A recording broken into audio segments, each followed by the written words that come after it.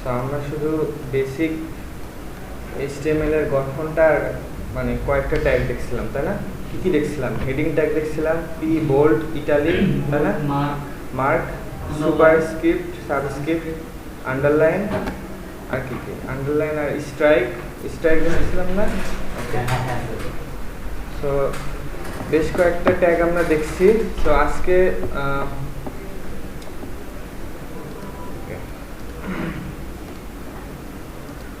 আরো দু একটা ট্যাগ দেখবো যেগুলা মাঝে মাঝে কাজে লাগে। বিআর ট্যাগ দেখাইছিলাম, বিআর দেখাইছিলাম, ব্রেক না, মনে করেন আমি লিখলাম, খেয়াল করেন দেখছি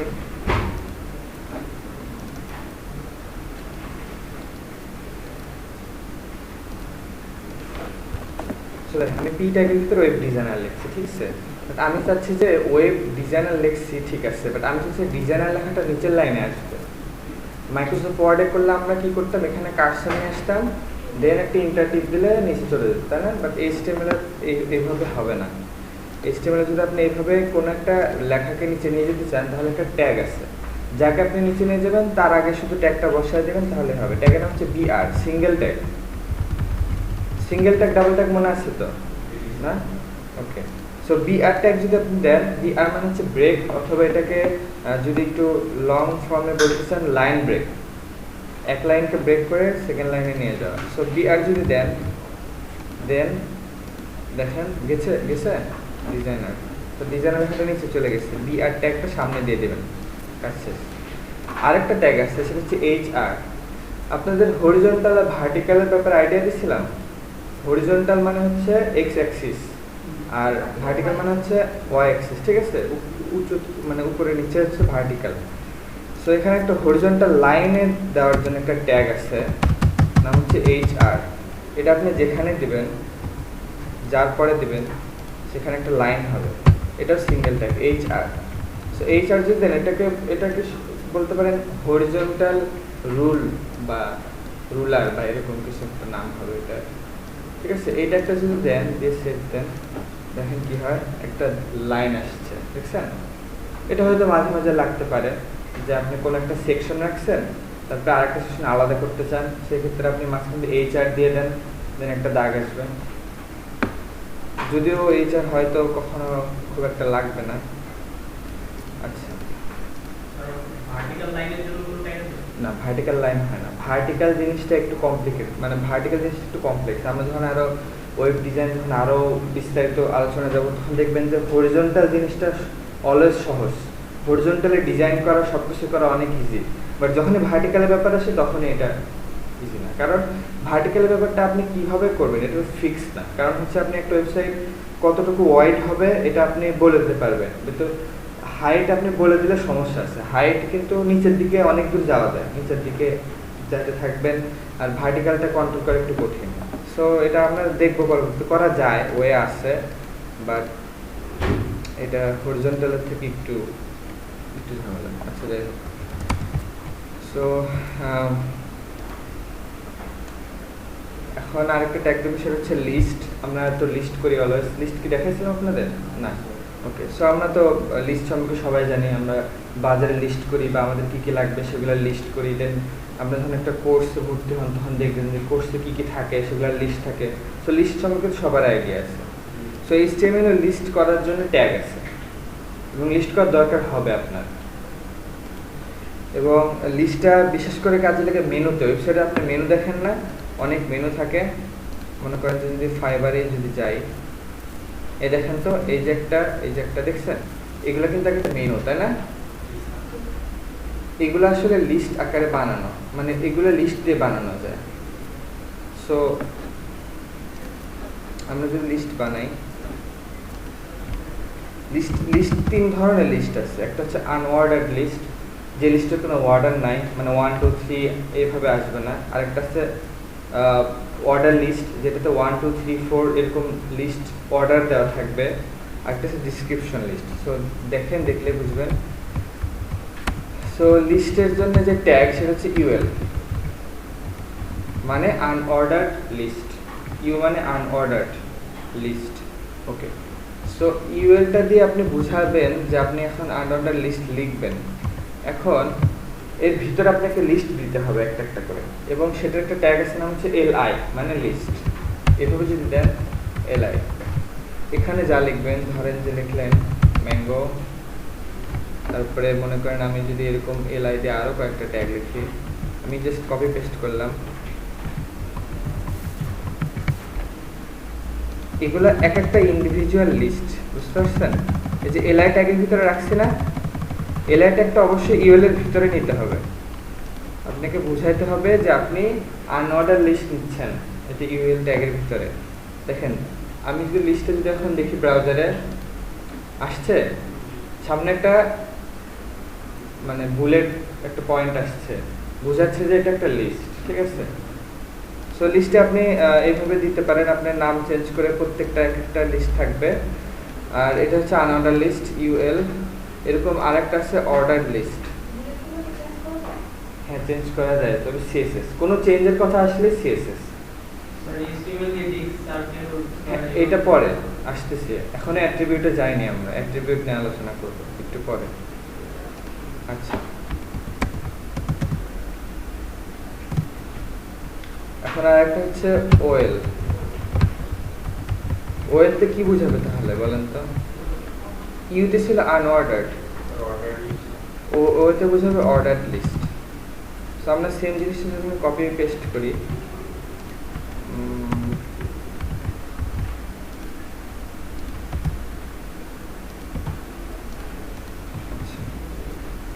দেখেন ওএল এর ভিতরে যখন আমি এলআই দিছি, দুইটাতে সেম, এলআই মানে লিস্ট, কিন্তু তাকে একটা কিছু কন্টেইনার বা একটা র্যাপার দিতে হবে যেটাতে বোঝাতে হবে আপনি কি ধরনের লিস্ট লিখতেছেন। সো ওএল দিয়ে যদি দেই তাহলে দেখেন অটোমেটিক 1 2 3 অ্যাড হয়ে গেছে না? আমি কিন্তু দেইনি। So order list 1 2 3 4। এখন এমনও তো হতে পারে যে আপনি চাচ্ছেন যে বুলেটটা আপনার পছন্দ হচ্ছে না, আপনি চাচ্ছেন যে স্কোয়ার বা চার কোণা কোনো চিহ্ন আসুক, অথবা ডিজাইনটা চেঞ্জ হোক, আপনি সেটা করতে পারবেন।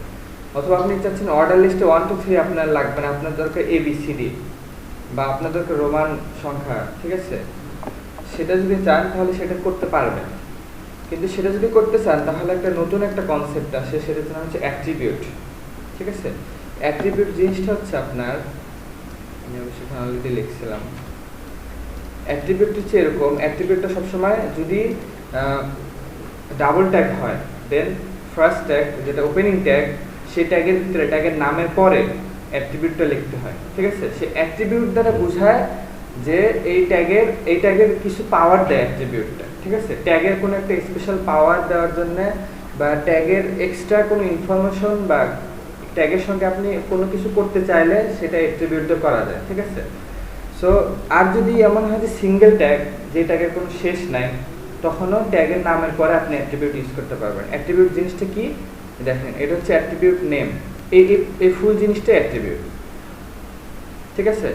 এখানে এটা এই অ্যাট্রিবিউটের নাম হচ্ছে ল্যাং, এটা নাম, দেন ইকুয়াল, দেন ডাবল কোটেশন, দেখছেন? দেন মাঝখানে ভ্যালু। সো এই জিনিসটা হচ্ছে ভ্যালু, আর এই জিনিসটা হচ্ছে অ্যাট্রিবিউট নেম। এক এক নেমে এক এক রকম ভ্যালু থাকতে পারে, ঠিক আছে? সো এটা একটা অ্যাট্রিবিউট আমি লিখছি, এই অ্যাট্রিবিউটের নাম হচ্ছে ল্যাং, মানে হচ্ছে ল্যাঙ্গুয়েজ, এবং এর ভিতরে যে ভ্যালুটা আমি দিছি এটা হচ্ছে ইংলিশ, EN মানে ইংলিশ। সো এই অ্যাট্রিবিউটটা আপনি HTML ট্যাগের ভিতরে ইউজ করবেন। এই অ্যাট্রিবিউট দ্বারা আপনি ব্রাউজারকে বোঝাবেন যে আপনার ওয়েবসাইটের কন্টেন্টগুলো কি ল্যাঙ্গুয়েজে। ইংলিশ যদি হয় ইংলিশ লিখবেন, যদি বাংলায় হয় তাহলে BN। তো প্রত্যেক ল্যাঙ্গুয়েজের কোড আছে। আপনি যদি এরকম সার্চ দেন যে ল্যাং অ্যাট্রিবিউট,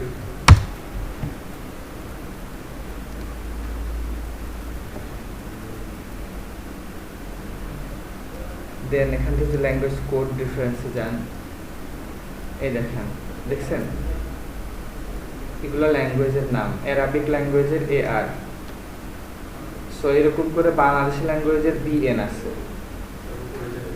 এই যে বাংলা BN, দেখছেন?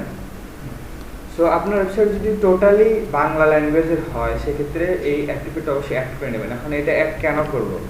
এটা এই জন্যই অ্যাড করবো, এটা সার্চ ইঞ্জিন SEOর কথা বলছিলাম না, গুগল যখন একটা ওয়েবসাইটকে সামনে নিয়ে আসে আপনার, সে একটা ওয়েবসাইটের অনেক কিছু দেখে, এসইও করা থাকে। তো যদি আপনার আপনার ওয়েবসাইট যদি বাংলাতে সার্চ দেয় গুগলে, বাংলাতে সার্চ দিলে কিন্তু আসে, সে আপনার ওয়েবসাইটে যদি ল্যাং বিএন দেওয়া থাকে তাহলে আপনি একটা প্রায়োরিটি পাবেন। গুগল বুঝবে যে আপনার ওয়েবসাইটটা বাংলায়, বুঝতে পারছেন? সো তার রেজাল্ট নিয়ে আসতে তার সুবিধা হবে। আর আপনিও তো চাইবেন আপনার ওয়েবসাইট রেজাল্টে আসুক, চাইবেন না যেন মানুষ আপনার ওয়েবসাইটে অবশ্যই ভিজিট করে, তাই না? সো এখন একটা প্রশ্ন আসতে পারে যে ঠিক আছে, আমি HTML এ ইংলিশ দিয়ে বুঝিয়ে দিলাম আমার ওয়েবসাইট ইংলিশে, বাট এমনও তো হতে পারে যে ফুল ওয়েবসাইট ইংলিশে না, একটা পার্ট ইংলিশে দেন আর একটা পার্ট হতে পারে বাংলায়, হতে পারে না যে কোনো একটা পার্ট বাংলায়। তো যখনই যে পার্টটা বাংলাতে, আপনার যেটা করতে হবে ওই পার্টটা যে র্যাপার বা যে কন্টেনার আছে, আমি র্যাপার কন্টেনার সম্পর্কে আলোচনা করছিলাম না? র্যাপার বলতে বোঝায় যেমন আপনি যদি একটা কোটা চিন্তা করেন, তার ভিতরে অনেক কিছু রাখেন আপনি, তাই না? সো একটা ট্যাগকে আপনি একটা কন্টেনার বা র্যাপার হিসেবে নিতে পারেন, তার ভিতরে আপনি অন্যান্য ট্যাগ দিবেন, ঠিক আছে? যেমন একটা ওয়েবসাইট যখন ডিজাইন করা হয় তখন যে মেনুটা থাকে, সেই মেনুর একটা র্যাপার থাকে, সেটাতে সেইটুকুতে বুঝাচ্ছে ওই পার্টটুকু মেনু। আর একটা কন্টেনার বা র্যাপার থাকে, সেইটুকুতে বোঝায় যে এই পার্টটা হচ্ছে আপনার আর্টিকেল পার্ট, ঠিক আছে? তো কন্টেনার র্যাপারটা আমরা পরে বুঝতে পারবো আস্তে আস্তে। তো মনে করেন যে কথার কথা এই পি ট্যাগের ভিতরে এখানে বাংলা লেখা আছে, ঠিক আছে, কিন্তু বাকি ওয়েবসাইট ফুল ইংলিশ। তো আপনি চাচ্ছেন যে এইটুকু অংশ সার্চ ইঞ্জিনের জন্য যেন সুবিধা হয়, তাহলে সেক্ষেত্রে আপনি এখানে ল্যাং অ্যাট্রিবিউটটা এখান থেকে নিয়ে ল্যাং অ্যাট্রিবিউটটা এখানে বসায় দিবেন, দিয়ে এখানে বিএন দিয়ে দিবেন। বুঝতে পারছেন কাহিনী? মানে যার ভিতরে লেখা থাকবে তাকে আপনি দিয়ে দিতে পারেন। এটা হচ্ছে একটা attribute. So attribute name, then equal, then double quote, তারপর হচ্ছে আপনার ভ্যালু। অ্যাট্রিবিউট হ্যাঁ দুইটা রাখবেন যদি এরকম হয় আপনার। তো এর স্ট্যাক বাংলা অ্যাট্রিবিউটটা দিবেন, একটা জন্য HTML লিখে ল্যাঙ্গুয়েজ বাংলা দিয়ে দেব না। বাংলা যদি আপনার অধিকাংশ এরিয়া বাংলা হয়, তার মানে আপনার সাথে বাংলা বেসড, মানে কিছু ইংলিশ আছে কিছু বাংলা আছে। যদি অধিকাংশ বাংলা থাকে দেন আপনি HTML বাংলা ইউজ করবেন, HTML এর ল্যাঙ্গুয়েজে। যদি কিছু পার্ট ইংলিশ থাকে তাহলে আপনি সেখানে আপনি ইংলিশ ইউজ করতে পারেন। এটা ইউজ না করলেও কিছু হয় না, সাধারণত কেউ ভিতরে ইউজ করে না, সবাই হয়তো ফার্স্টে দিয়ে দেয়। কারণ একটা ওয়েবসাইট বাংলা ল্যাঙ্গুয়েজ মিক্স এরকম সাধারণত কম হয়, বাংলা হলে বাংলাই হয় ফুল, ইংলিশ হলে ইংলিশই হয় ফুল। সো এরকমই হয় সাধারণত, ঠিক আছে? আর ইংলিশ বাংলা ম্যাচ করলে দেখতেও খারাপ লাগে, এরকম করে ওয়েবসাইট সাধারণত কেউ তৈরি করে না, ঠিক আছে? সো আপনার কখনো দরকার পড়বে না, আপনার একটাই ল্যাঙ্গুয়েজ দরকার, অ্যাট্রিবিউট দরকার পড়বে HTML, হয় বিএন না হলে ইংলিশ আমাদের জন্য। আচ্ছা, সো এটা গেল। এখন আমরা আরো বেশ কয়েকটা অ্যাট্রিবিউট দেখব, যেমন সব ট্যাগেরই যে নিজস্ব অ্যাট্রিবিউট আছে এমন না। কিছু ট্যাগের অ্যাট্রিবিউট আছে নিজস্ব, কিছু ট্যাগের অ্যাট্রিবিউট আমরা নিজেরা তৈরি করতে পারবো, ঠিক আছে? যেমন ইউএল এর কয়েকটা অ্যাট্রিবিউট আছে। অ্যাট্রিবিউটের নাম হচ্ছে টাইপ। ইউএল এর একটা অ্যাট্রিবিউট আছে নাম হচ্ছে টাইপ, ইকুয়াল টু, তারপরে ডাবল কোটেশন, দেন কোটেশনটা আছে শিফট, এই যে আপনার এল এর পরে, দেন তারপরে যে বাটনটা এখানে ডাবল কোট আছে, এল এর পরে কোলন আছে, কোলনের পরে যে বাটনটা মানে ইন্টারের আগে সেই বাটনে আপনার ডাবল কোট আছে। শিফট দিয়ে যদি আপনি ওটা টিপ দেন তাহলে আপনার এরকম একটা করে আসবে, কোট আসবে ডাবল। তো এখানে টাইপ, এই অ্যাট্রিবিউটের নাম হচ্ছে টাইপ। টাইপ অ্যাট্রিবিউটের ভিতরে কয়েকটা ভ্যালু সে অ্যাকসেপ্ট করে। একটা হচ্ছে আপনার স্কোয়ার, সার্কেল, কয়েকটা আছে। আমি যদি দেখাই সার্কেল, দেখেন এখন দেখেন এটা কিন্তু এখন বুলেট পয়েন্ট আছে, ঠিক আছে? এখন আমি যদি রিফ্রেশ দেই তাহলে দেখেন চেঞ্জ হয়েছে। অ্যাট্রিবিউট দিয়ে আপনি কিন্তু ট্যাগের স্টাইল চেঞ্জ করে দিলেন। সার্কেল লিখছি আমি, এই জন্য সার্কেল আসছে। আমি যদি সার্কেল বানান ভুল করতাম তাহলে কিন্তু হবে না, বানান ভুল করলে কিন্তু হবে না, ঠিক আছে? একটা আছে সার্কেল আর একটা স্কোয়ার।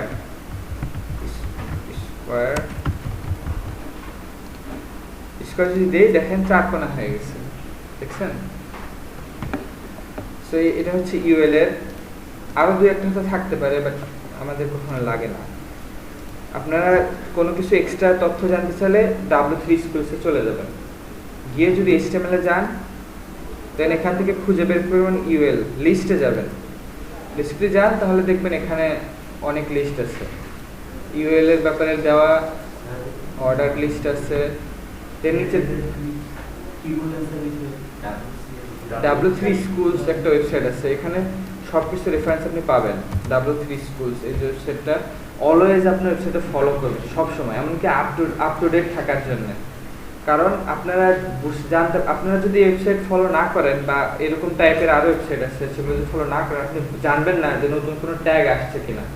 ঠিক আছে, প্রতি বছর নতুন নতুন ট্যাগ আসে, নতুন নতুন অ্যাট্রিবিউট অ্যাড হয়। ঠিক আছে, আপনি যদি না জানেন আপনি কিন্তু আপ টু ডেট থাকতে পারবেন না, আপনি পুরাতন মানে আপনার কোডগুলো সবসময় দেখা যাবে পুরান হয়ে যাবে। সো আপনাকে সবসময় আপডেট থাকতে হবে। সো এই ওয়েবসাইট ফলো করবেন, এখানে HTML আছে, জাভাস্ক্রিপ্ট আছে, CSS আছে, সব আছে। সো যাই হোক, আর হ্যাঁ এটাও খুবই নর্মাল যে একজন প্রোগ্রামার বা ওয়েব ডিজাইনার বা কোডারের সব কিছু মনে থাকবে না, এটা খুবই নর্মাল। কারণ অনেক কিছু আছে, অনেক খুঁটিনাটি বিষয় আছে, সবসময় মনে থাকবে না। কিন্তু আপনার যদি একটা আইডিয়া থাকে আপনি কিন্তু ইজিলি সার্চ দিয়ে খুঁজে বের করতে পারবেন জিনিসটা কি। ঠিক আছে, আচ্ছা সো গেল হচ্ছে ইউএল এর অ্যাট্রিবিউটের দুই তিনটা ভ্যালু আপনাদের দেখালাম। ওএল এরও কয়েকটা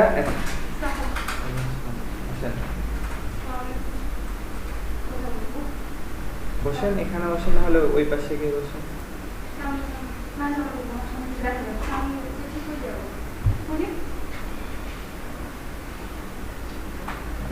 আচ্ছা আচ্ছা, ওএল এর অ্যাট্রিবিউটগুলো দেখেন। ওএল এর অ্যাট্রিবিউটের নাম টাইপ, কিন্তু এখানে টাইপের ভ্যালুগুলো চেঞ্জ হবে। ভ্যালুগুলো আপনি কয়েকটা দেবেন, যেমন আমি যদি এ ছোট হাতের এ যদি দেই তাহলে দেখেন 1 2 দিকে খেয়াল রাখেন, তাহলে এটা ABCD E হয়ে গেল। এখন একটা প্রশ্ন আসতে পারে যে ABCD তো Z পর্যন্ত, যদি আমার লিস্ট যদি Z এর চেয়ে বড় হয় তখন কি হবে? তখন এইভাবে হবে AA AB AC AD, ঠিক আছে, এইভাবে যাতে থাকবে। আর টাইপ যদি বড় হাতের এ দেন তাহলে বড় হাতের ABCD এর লিস্ট আসবে। ওকে, আচ্ছা আরো দেওয়া যায় হচ্ছে রোমান যদি আই দেন ছোট হাতের তাহলে রোমান সংখ্যা হবে, বড় হাতের দিলে বড় হাতের। ঠিক আছে, বড় হাতের আই দিলে এরকম।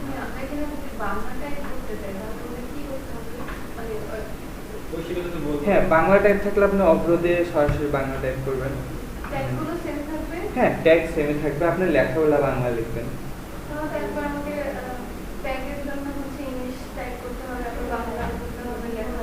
না, আপনি তো এরকম কিছুই করবেন না। আপনি যে এটার কথা বলতেছেন, হ্যাঁ, এখন কথা হচ্ছে যে আপনি যখন একটা ওয়েবসাইট বানাবেন, আপনি যে রাইটিং, আপনি যে লেখালেখি করতে চাচ্ছেন, মনে করেন যে একটা ব্লগ ওয়েবসাইট, সেটা আপনি নতুন নতুন পোস্ট দিবেন, তখন আপনি তো একটা ওয়েবসাইট ডিজাইন করলে আপনি ওইখানে কিছুই টাইপ করবেন না, মানে আপনি শুধু জাস্ট এমনি কোনো যেমন তেমন কিছু টাইপ করে রেখে দেবেন। একজন ডেভেলপারের কাজ, সে সেটাকে ডাইনামিক করবে। মানে আপনারা যে মাইক্রোসফট ওয়ার্ড যখন লেখেন তখন সেখানে এডিটের অপশন থাকে না, আপনি লিখতেছেন, কালার করতেছেন, সব অপশন থাকে না। আপনি ওয়েবসাইট ডেভেলপমেন্ট, একজন ডেভেলপমেন্ট, আপনি শুধু ডিজাইন করবেন। কন্টেন্ট রাইটিং বা আর্টিকেল রাইটিং বা কোনো পোস্ট করা, এটা আপনার কাজ না। আপনি শুধু ডিজাইন করে দিবেন কিভাবে আসবে পোস্টগুলা, দেখতে কেমন হবে। কিন্তু আপনি কোনো কিছু লিখে আপনি পোস্ট ক্লিক করলে যে পোস্ট হবে, এই জিনিসটা কিন্তু ডেভেলপমেন্টের পার্ট। বুঝতে পারছেন? সেটা অটোমেটিক হয়ে যাবে। হ্যাঁ, আপনি শুধু একটা ট্যাগ রাখবেন, ট্যাগ ফাঁকা থাকবে, অথবা ট্যাগই থাকবে না, এখানে এরকম থাকবেই না। যখনই একজন কেউ কিছু টাইপ করে পোস্ট ক্লিক করবে, অটোমেটিক এখানে এই ইউএল এর ভিতরে এলআইটা চলে আসবে লেখা সহ। এটা হচ্ছে পার্ট অফ দ্য ডেভেলপমেন্ট। ঠিক আছে, এটা অটোমেটিক ডাইনামিকলি হবে। কিন্তু আমরা যেটা করছি স্ট্যাটিক বলে, আমরা ফিক্স করে দিচ্ছি দেখতে কেমন হবে। ডেভেলপাররা সবকিছু দেখা যাবে যে আমরা যা যা লিখছি, ডেভেলপাররা সবকিছু তুলে নিয়ে গিয়ে তার প্রোগ্রামের ভিতরে এই কোডগুলো বসায় দিবে, তখন কেউ কিছু লিখলে অটোমেটিক এগুলো চলে আসবে। সেটা হচ্ছে ডেভেলপমেন্ট। আচ্ছা, তো এই যে টাইপ আই দিলাম, তাহলে এখানে বড় হাতের হলো। তারপর আরেকটা নাই, স্কোয়ার থেকে আছে। আচ্ছা আচ্ছা, এখানে রোমান সংখ্যা দেখছি, এবিসিডি দেখছি। ওকে, সো এগুলাই। আর যদি কিছু না দেন তাহলে নাম্বার নেবেন। ওকে, সো আরেকটা অ্যাপের লিস্ট আছে যেটা আমাদের কখনোই লাগে না, তারপরে আছেটাই আমি দেখাচ্ছি আপনাদের। সেটা হচ্ছে ডিসক্রিপশন লিস্ট। ডিসক্রিপশন লিস্ট মানে হচ্ছে এই লিস্টে এরকম থাকবে, প্রত্যেকটা লিস্টের আগে একটা করে টাইটেল থাকবে, যে লিস্টটা কি বিষয়। ঠিক আছে, এই লিস্টটা শুরু হবে ডিএল দিয়ে, মানে ডিসক্রিপশন লিস্ট।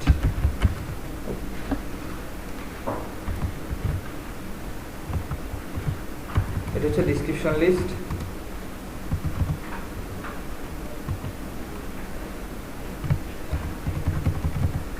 ডিসক্রিপশন লিস্টের ভিতরে আর এলআই হবে না, ঠিক আছে। এখানে হবে ডিটি আর ডিডি। ডিটিতে মানে ডিসক্রিপশন টাইটেল, আর ডিডিতে মানে ডিসক্রিপশন ডাটা, মানে যে লিস্টটা থাকবে। সো আপনি যদি এরকম দেন ডিটি, হ্যাঁ ডিটিতে যদি লেখেন ফ্রুট, কথার কথা, তাহলে নিচের লাইনগুলো হবে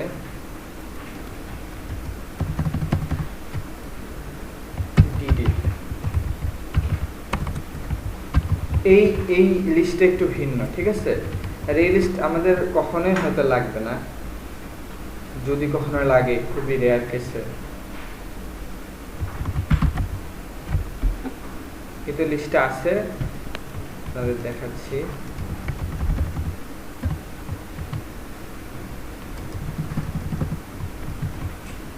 আমি আর ভ্যালু চেঞ্জ করলাম না, আপনার চ্যানেল চেঞ্জ করতে।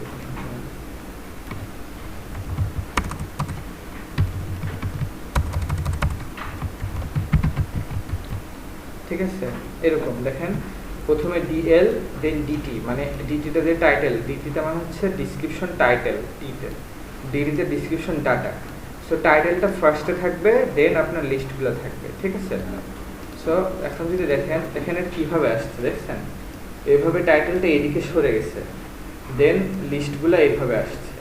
সো আপনি যদি আরেকটা টাইটেল আর লিস্ট চান তাহলে সেম কাজই করবেন। আপনার ডিসক্রিপশন লিস্ট লেখা শেষ হলে দেন আবার ডিটি দিবেন।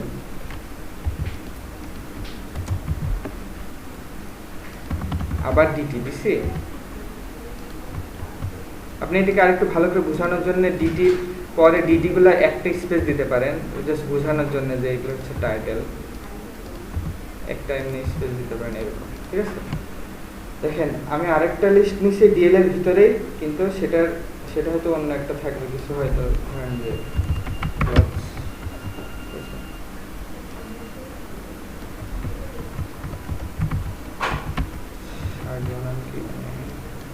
তো দেখেন জাস্ট বোঝানোর জন্য দেখেন। তো দেখছেন একটা ডিসক্রিপশন লিস্টের ভিতরে আমি দুইটা লিস্ট করছি কিন্তু টাইটেল সহ। এটা হচ্ছে ডিসক্রিপশন লিস্ট। ওকে, সবার ক্লিয়ার? আচ্ছা, সো ডিসক্রিপশন লিস্ট আমাদের কখনোই হয়তো লাগে না। যদি লাগে কখনো, আপনি হয়তো যদি ভুলেও যান W3 স্কুলে যাবেন, দেন সেখানে গিয়ে লিস্টে গেলে আপনি ডিসক্রিপশন লিস্টটা পেয়ে যাবেন। ওকে, সো লিস্ট শেষ। এখন আমরা আসি টেবিলে। ঠিক আছে, টেবিল সম্পর্কে সবার আইডিয়া আছে। মাইক্রোসফট ওয়ার্ডে আমরা টেবিল লিখি না? যদি এমএস ওয়ার্ড টেবিল লিখি, আমরা যদি লিস্টে যাই, এই দেখেন টেবিল, এটা কিন্তু একটা টেবিল, রাইট? টেবিলের হেডিং আছে, এগুলোকে বলে টেবিলের হেডিং। টেবিলের হেডিং মানে টেবিলের ওই টেবিল কিন্তু দুই, দেখেন এটা হচ্ছে টেবিলের কলাম, এটা হচ্ছে কলাম। ঠিক আছে, এটা হচ্ছে টেবিলের কলাম আর এটা হচ্ছে রো। এগুলো হচ্ছে রো আর এগুলো হচ্ছে কলাম। আর এই যে এটা একটু বোল্ড করা না লেখাগুলা, এটা কিন্তু বুঝাচ্ছে এটা কি বিষয়ে কলাম, তাই না? হ্যাঁ, এটা হচ্ছে হেডিং, টেবিল হেডিং। ঠিক আছে, সো HTML এ আমরা এইভাবে টেবিল বানাতে পারবো ট্যাগ দিয়ে। সো আমরা যদি সেটা করি, আচ্ছা বিষয়টা একটু ইজি করে দেয়।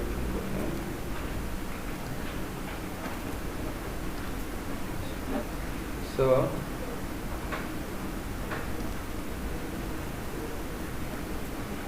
আচ্ছা, এই টেবিলটার দিকে সবাই খেয়াল রাখেন।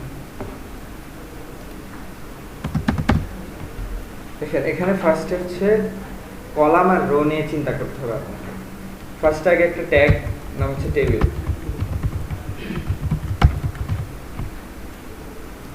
Table tag. আচ্ছা, টেবিল ট্যাগের ভিতরে এখন ফার্স্টে আপনার কি লাগবে? রো এবং কলাম। ঠিক আছে, আপনাকে HTML টেবিলকে বলে দিতে হবে আপনার কয়টা রো লাগবে এবং কয়টা কলাম লাগবে। ওকে, সো আপনি রো ফার্স্টে আপনি যদি রো ক্রিয়েট না করেন আপনি কি কলাম বানাতে পারবেন? আপনাকে আগে রো লাগবে, তাই না? সো এক একটা রো নেওয়ার জন্য যে ট্যাগ সেটার নাম হচ্ছে tr, মানে টেবিল রো। ফার্স্টে tr মানে আমি একটা রো নিলাম। ওকে, এখন রোটাকে আমাকে ভাগ করতে হবে না কলাম দিয়ে? সো কলাম যদি আমি বানাতে সেটা আমার ইচ্ছা, আমি কতগুলো কলাম নিব। সে কলামের জন্য যেই ট্যাগ সেটার নাম হচ্ছে td, মানে টেবিল ডাটা। ঠিক আছে, td মানে td তে কলাম বোঝাবে। কিন্তু ফার্স্ট কলাম কিন্তু আমাদের টেবিল হেডিং লাগবে, তাই না? ফার্স্ট রোর যে কলামগুলো আছে সেগুলো কিন্তু আমাদের টেবিল হেডিং হবে, তাই না? সো এটার জন্য শুধুমাত্র ফার্স্ট রোতে মানে ফার্স্ট tr ট্যাগের ভিতরে আমরা th নিব, মানে টেবিল হেডিং। th যেগুলো আমরা লিখবো এগুলো আসলে এক একটা কলাম হবে। tr-টা কিন্তু রো নিছি অলরেডি। ঠিক আছে, আমি কিন্তু অলরেডি একটা রো নিছি, টেবিলের ভিতরে একটা রো নিছি tr। এই রোকে আমি একটা কলাম দিব। যদি একটা কলাম দেই তাহলে th, মানে আমি একটা কলাম দিছি। এখানে যদি আমি লিখি ধরেন যে নেম, আমি চাচ্ছি আর একটা কলাম নিব, তাহলে সেম এটাকে জাস্ট কপি করে পেস্ট দেন, এখানে আরেকটা কলাম হয়ে গেল। হ্যাঁ, যে কয়টা কলাম নেবেন আপনি সেটা এখানে আপনি ডিফাইন করবেন। হ্যাঁ, আর তে বুঝবে একটা রো। হ্যাঁ, তখন আপনি আরেকটা tr লিখবেন এই tr এর পরে। হ্যাঁ, সো এখন যদি নেম নেই দেন আমি যদি নেই এজ, আমি দুইটা নিলাম। আমি রেজাল্ট দেখানোর পরে আরো ভালো বুঝতে পারবেন। তারপর আমি নিলাম ক্লাস। দেখেন, সো এখানে কি করছি, ফার্স্ট একটা রো নিছি, মানে একটা লাইন রো। ওকে, দেন তিনটা, যেহেতু আমি th লিখছি তার মানে তিনটা হেডিং, তার মানে তিনটা কলাম, তার মানে একটা, দুইটা, তিনটা। ঠিক আছে, এখন আমি যদি রেজাল্ট দেখি, রেজাল্টটা এখানে খেয়াল করেন, আসছে নেম এজ ক্লাস। আচ্ছা, এটা ফুল দেখেন, নেম এজ, কিন্তু দেখেন কোনো দাগ নেই। আছে এমনি টেবিলের সাধারণত একটা রুলার থাকে না, এরকম থাকে, তাই না? সো এটা আসলে CSS দিয়ে করতে হবে, কিন্তু তারপরেও একটা ওয়ে আছে, অ্যাট্রিবিউট আছে একটা, যে অ্যাট্রিবিউটটা আসলে এখন ইউজ করতে নিষেধ করে। তারপরে আমি জাস্ট দেখানোর জন্য দেখাই আপনাদের। একটা অ্যাট্রিবিউট আছে হচ্ছে বর্ডার। বর্ডার যদি আপনি 1 দেন মানে হচ্ছে একটা বর্ডার, তাহলে আসবে। দেখছেন আসছে? যদি এটা একদম আপনি যেরকম চাচ্ছেন ওরকম বর্ডার হয় নাই। ঠিক আছে, বাট আপাতত এটাই দেখেন, কারণ হচ্ছে টেবিলের ডিজাইনটা আমরা CSS এ যখন যাব তখন টেবিল অনেক যেভাবে খুশি আমরা ডিজাইন করতে পারবো, যেভাবে চাই পারবো। কিন্তু যেহেতু আমরা শুধু HTML দেখতেছি তাই আমি অ্যাট্রিবিউট দিয়ে শুধু ডিজাইনটা একটু করে দিলাম। সো টেবিল কখনো আগে থেকে ডিজাইন আপনাকে করে দেয় না। ঠিক আছে, সো বর্ডার নামের যে আমি একটা অ্যাট্রিবিউট ইউজ করছি এটা আসলে এখন ফরবিডেন। ঠিক আছে, এটা এখন ইউজ করা যাবে না। আমি শুধু আপনাদের বোঝানোর জন্য দেখাচ্ছি, আমি CSS এ গেলে আপনাদের দেখাবো যে আসলে কিভাবে করতে হয়। ওকে, সো খেয়াল করেন তো এখন কি হয়েছে ব্যাপারটা, দেখেন তো। দেখেন tr মানে একটা রো হয়েছে আমার tr দিয়ে, দেন তিনটা কলামের জন্য তিনটা th নিছি। এটা কিন্তু শুধু প্রথমটার জন্য th, কিন্তু আমি যদি সেকেন্ড টাইম যখন আবার কলাম নেব তখন কিন্তু আমি আর th নিব না, তখন আমরা td নিব। ঠিক আছে, সো আমি আরেকটা রো নিব, তাহলে আমি এটাকে কপি করে নিতে পারি, মানে আরেকটা tr মানে আরেকটা রো লাগবে আমার। সো আরেকটা রো নিলাম এবং এটার ভিতরে th থাকবে না, td থাকবে। দেখেন এখন লাইনগুলো আপনার একটু চিন্তা করতে হবে। দেখেন এই নেম এই রোতে কিন্তু এই কলামের নাম নেম, তার মানে পরের রোতে এখানে নেম কি নেম সেটা আপনি এখানে দিবেন, রাইট? এখানে আপনি নেম দিতে পারেন, ধরেন যে আমি জাস্ট কথা দিলাম, একটা নাম দিয়ে দিলাম, ঠিক আছে? ধরেন দিলাম সাকিব, বয়স দিলাম 22, দেন ক্লাস দিয়ে দিলাম ধরেন যে কত 10।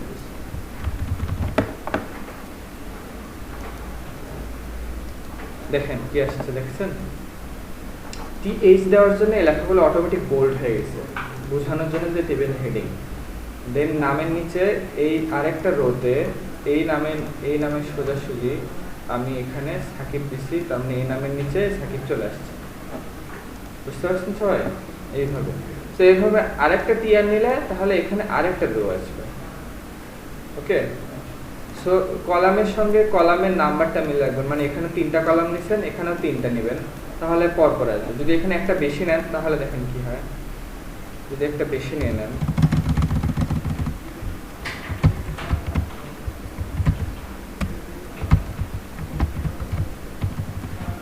যদি একটা বেশি নিয়ে নিলাম, ঠিক আছে, আমার কিন্তু হেডিং কিন্তু 3টা, বাট আমি পরের রোতে নিচ্ছি 4টা কলাম নিচ্ছি। সো দেখছেন কিভাবে হয়ে গেল, উপরে কিন্তু ফাঁকা হয়ে গেল।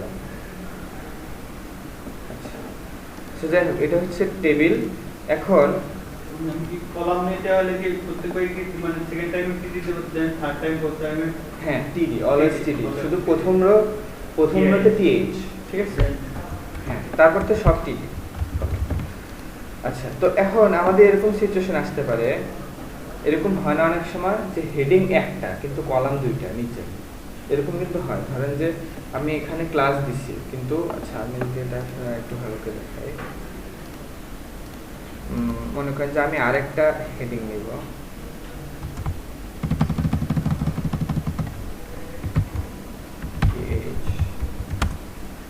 এটার নাম দিব ধরেন যে রেজাল্ট। তো দেখেন সেম আগের মতো হলো রেজাল্ট, তার নিচে একটা ফাঁকা, তাই না? ওকে, সো এখন আমি চাচ্ছি যে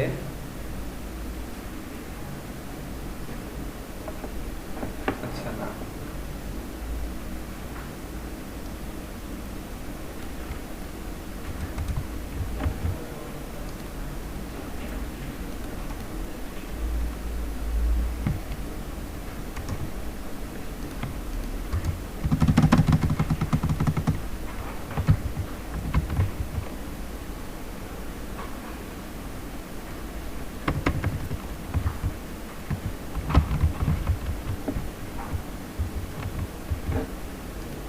আচ্ছা দেখেন রেজাল্টের পাশে এখানে ফাঁকা হয়ে আছে না, এটা জাস্ট বোঝানোর জন্য বলতেছি।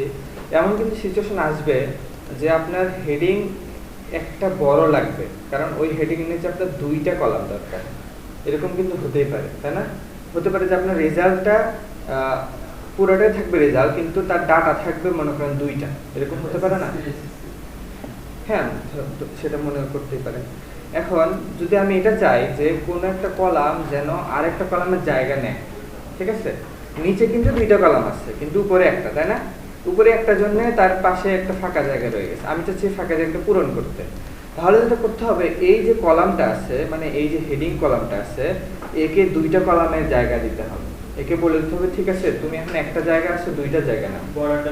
হ্যাঁ, সেক্ষেত্রে যেটা করতে হবে সেটা হচ্ছে একটা অ্যাট্রিবিউট আছে, যে কলামকে আপনি 2টা জায়গা দিতে চান সেই কলামে যান, রেজাল্ট কলামে, ঠিক আছে? যে রেজাল্টে এখানে একটা অ্যাট্রিবিউট আছে, নাম হচ্ছে কল স্প্যান, মানে তোমার পাশে যে কলাম আরো আছে তুমি সেটা আরো স্প্যান করতে পারো, ঠিক আছে? অ্যাট্রিবিউট হচ্ছে কল স্প্যান। মানে হচ্ছে তাকে এখন কল স্প্যান যদি 2 দেন, ডিফল্ট হচ্ছে 1, মানে সে একটা কলামের জায়গা নেবে। যদি আপনি 2 দেন একে, তাহলে সে 2টা কলামের জায়গা নেবে। তার নিচে একটা কলাম আছে না, সেই জায়গাটা সে ফিল আপ করবে। দেখেন নিচে, দেখেন এখানে কিন্তু হেডিং একটা, তার নিচে 2টা কলাম, দেখছেন? সো ব্যাপারটা এরকম আর কি। এটা একটু জুম করলে ভালো হয় না।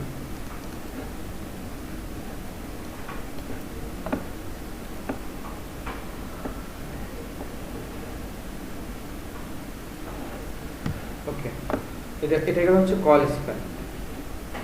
এখন আরেকটা আছে হচ্ছে রো স্প্যান, মানে মনে করেন যে একজনের উপরের রোয়েতেও জায়গা লাগবে, নিচের রোয়েরও তার জায়গা লাগবে, সে চাইলে এই জায়গায় দুইটাই নিতে পারে, উপরে নিচে। রোয়ের কথা আসলে উপরে নিচে, কলাম ডানে বামে, ঠিক আছে। সেটা যদি করতে চান তাহলে মনে করেন আমি যদি নেমটা, যদি শুধু নেম থাকবে এখানে, কিন্তু এখানে রো থাকবে দুইটা, বাট নেম থাকবে একাই। যদি আমি এটা যদি করতে চাই তাহলে নেমে যান, রো স্প্যান, হ্যাঁ মানে ওই যে এমএস ওয়ার্ড যখন রো বা কলাম মার্জ করা হয় ওই টাইপের। হ্যাঁ হতে পারে। আচ্ছা, রো স্প্যান, এটা হচ্ছে রো স্প্যান। সমান দেন, অ্যাট্রিবিউট লেখেন, অ্যাট্রিবিউট এখানে 2 দেন। এখন যদি 2 দেন, দেখেন কি হয়েছে, আসছে।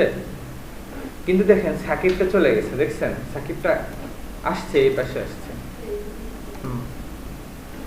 সো যখন রো স্প্যান দিবেন সেই পরের কলামটা রাখবেন না, এরকম দেন, দেন এটা একটু সুন্দর হবে। এই যে দেখেন নেম একাই, দেখেন দুইজনের জায়গা নিচ্ছে, উপরের রো এবং নিচের রো, তাই না? এটা হচ্ছে রো স্প্যান। ওকে, সো এটাই হলো একটা জিনিস। দেখছেন এখানে আবার ফাঁকা তৈরি হয়েছে কেন? কারণ আমি নেমটাকে দুইটা রো দিছি, তার মানে সাকিবটা তখন এইদিকে এদিকে চাপে গেছে ডান দিকে, এই জন্য আরেকটা কলামের দরকার পড়ছে না, এই জন্য আরেকটা কলাম অটো তৈরি হয়ে গেছে এই পাশে। এই জন্য আপনি যখন কাউকে রো স্প্যান দিবেন, তার নিচে যদি কেউ থাকে তাহলে তাকে কাটে দিবেন। আপনার এরকম দরকারই করবে না যে তার নিচেরটাও আপনার দরকার, উপরেরটাও দরকার। যদি দরকার পড়ে তাহলে আবার একে কল স্প্যান দিবেন, ঠিক আছে? সেটা হচ্ছে টেবিল রো স্প্যান আর কল স্প্যান। কল স্প্যান মানে ডানে বামে কলামের জায়গাগুলো সে নিবে, আর রো স্প্যান উপরে নিচে। ওকে, সো ডান। এটা হচ্ছে টেবিল, এটা হচ্ছে বেসিক টেবিল। আচ্ছা, সো এখন আসি ইমেজ আর লিংক। সো ওয়েবসাইটে তো আমরা ইমেজ তো সব ওয়েবসাইটে ইমেজ আছে কোনো না কোনো, তাই না? ইমেজ থাকবে, এইগুলাও কিন্তু ইমেজ আসলে। সো ওয়েবসাইটে ইমেজ থাকে, যে ইমেজ মানুষের ইমেজ দেওয়া। সো ইমেজগুলা আমরা কিভাবে দিব? সো ইমেজের ট্যাগের নাম হচ্ছে আইএমজি,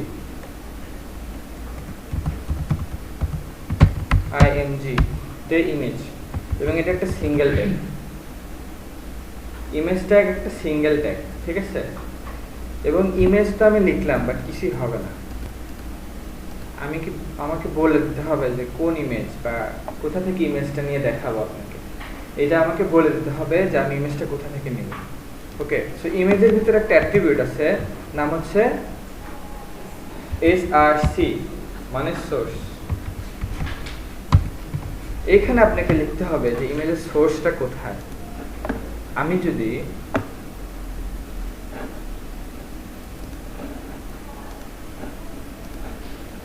কোনো একটা সোর্স একটা ইমেজ নিয়ে সেখানে রাখি, মনে করেন যে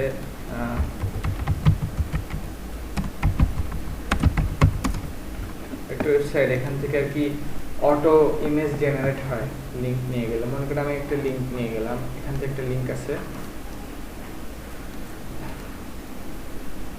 ঠিক আছে? ইমেজ এসআরসি বলছি না, এসআরসিতে বলে দিতে হবে ইমেজ কোথা থেকে নিবেন আপনি, সেটা বলে দিতে হবে। আমি এখানে এসআরসির ভিতরে ওই লিঙ্কটা দিয়ে দিলাম, মানে এই লিঙ্কে ফটো আছে, ঠিক আছে? এই ফটোগুলো আছে এই লিঙ্কে। সেটা যদি দেন, দিয়ে যদি রিফ্রেশ দেন, এখানে একটা ফটো আসছে। এই আইএমজি ট্যাগের ভিতরে আমি বলে দিছি যে এই ওয়েবসাইট থেকে এই ফটোটা নিয়ে আসো, ঠিক আছে? এবং বলে দিছি এই জন্য এইখানে ইমেজটা পাচ্ছে, ঠিক আছে? সো সবসময় আমরা এরকম করব না যে আমরা অন্য একটা ওয়েবসাইট থেকে ইমেজ নিয়ে আসবো। আমাদের নিজেদের ইমেজ থাকবে, আমাদের নিজেদের ফটো থাকবে, ঠিক আছে? সেই ফটোগুলো আমাদের যে ওয়েব ডিজাইন আমরা যে ফোল্ডারে করতেছি, এই যে ফোল্ডারটা আমাদের ওয়েব ডিজাইন, যে ফোল্ডারটা আমরা ডিজাইন করতেছি, সেই ইমেজগুলো আমাদের এখানেই থাকবে, এবং এখান থেকে আমরা HTML এ ইমেজগুলো পাওয়াবো, তাই না? আমাদের এরকমই দরকার হবে। সো যখনই একটা আপনার ওয়েবসাইট যখনই ইমেজ থাকবে, কোনো না কোনো ইমেজ থাকবে, যদি একটা ইমেজ হোক আর দুইটা ইমেজ হোক আর অনেকগুলো হোক, আপনাকে আগে একটা ফোল্ডার ক্রিয়েট করতে হবে। এটা হচ্ছে আপনার প্র্যাকটিস, মানে হচ্ছে গুড প্র্যাকটিস। আপনি জাস্ট এখানে ইমেজ চাইলে রাখতে পারেন, আগে দেখি